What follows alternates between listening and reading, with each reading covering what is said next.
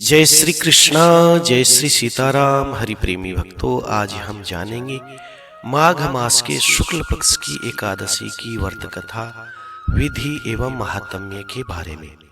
हरि प्रेमी भक्तों, सभी सिद्धियों को प्रदान करने वाले माघ मास के शुक्ल पक्ष की एकादशी का नाम जया एकादशी है। इस एकादशी के व्रत में भगवान श्री नारायण विष्णु का पूजन करना चाहिए।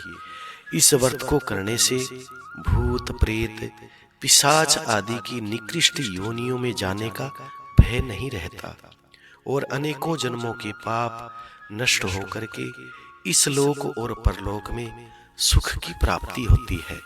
आइए कथा के बारे में जानते हैं।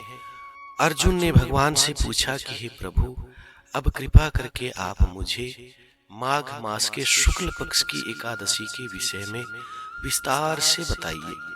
शुक्ल पक्ष की एकादशी में कौन से देवता का पूजन अर्चन करना चाहिए तथा इस एकादशी के व्रत की क्या कथा है, इसके करने से कौन से फल की प्राप्ति होती है।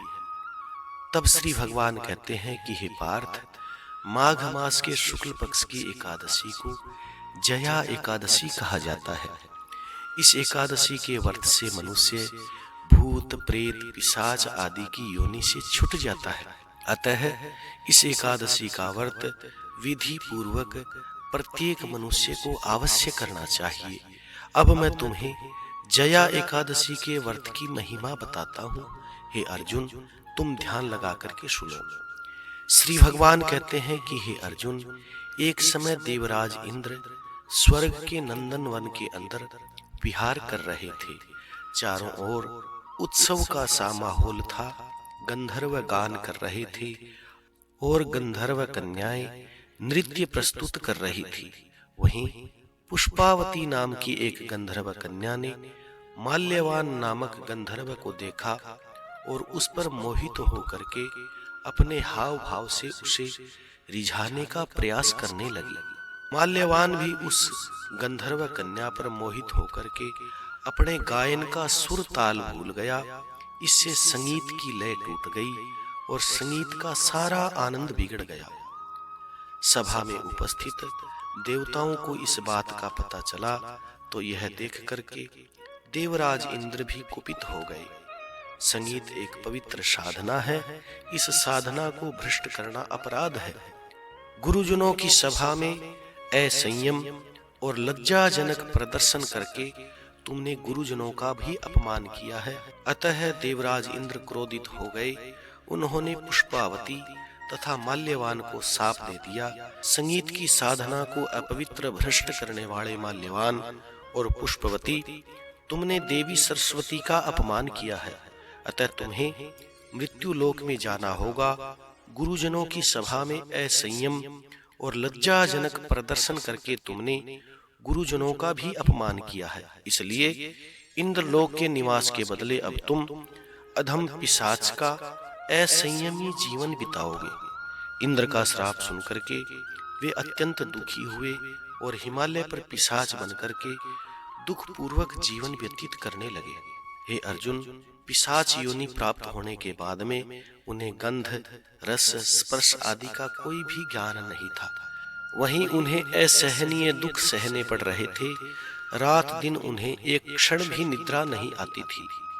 उस स्थान पर हे अर्जुन अत्यंत सर्दी थी, जिसके कारण उनके रोम खड़े हो जाते थे, हाथ पैर सुन्न हो जाते थे, दांत किटकिटाने लग जाते थे।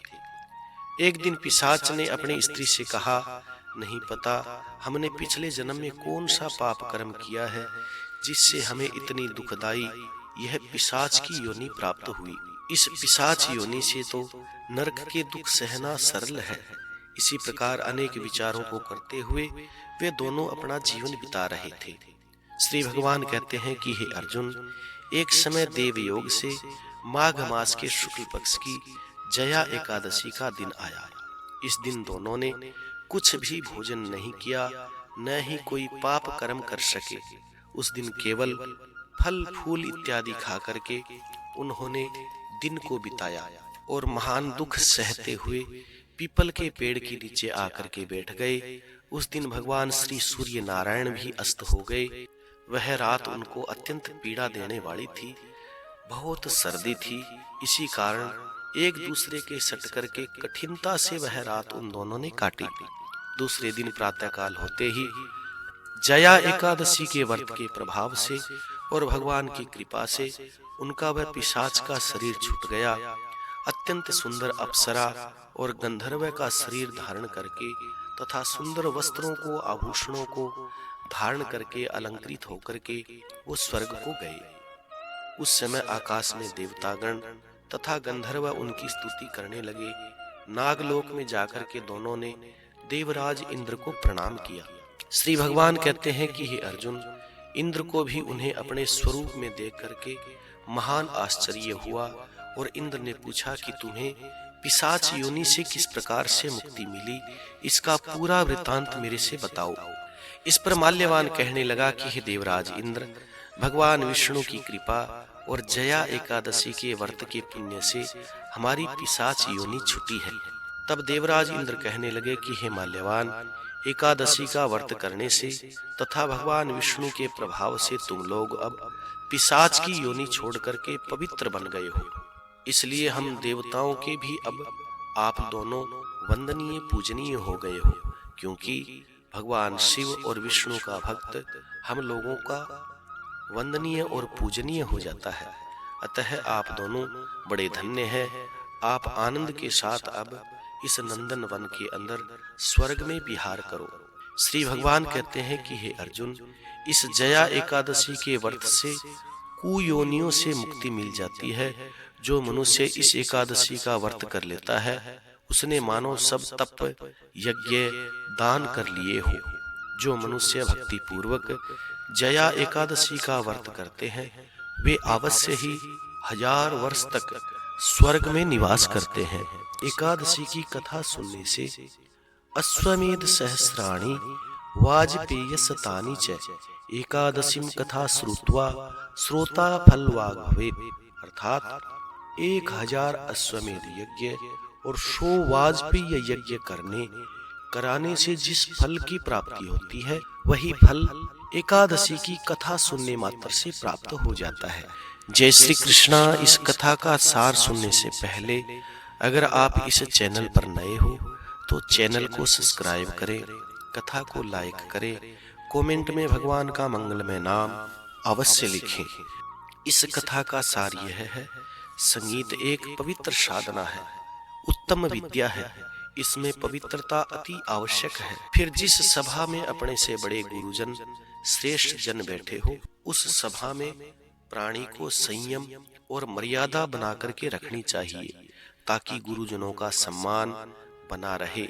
गुरुजनों का अपमान करने वाला मनुष्य घोर नरकों में जाता है। इसलिए कभी भी अपने से ज्येष्ठ श्रेष्ठ जनों का गुरुजनों का अपमान हो इस प्रकार का व्यवहार कभी भी नहीं करना चाहिए। जय श्री कृष्णा। जय श्री सीताराम। कथा सुनने के बाद में लाइक शेयर और कमेंट करें। जो लोग इस चैनल पर नए हैं वो चैनल को सब्सक्राइब अवश्य करें ताकि आने वाली व्रत कथा विधि महात्म्य आपको प्राप्त होते रहे। जय श्री कृष्णा। जय श्री सीताराम।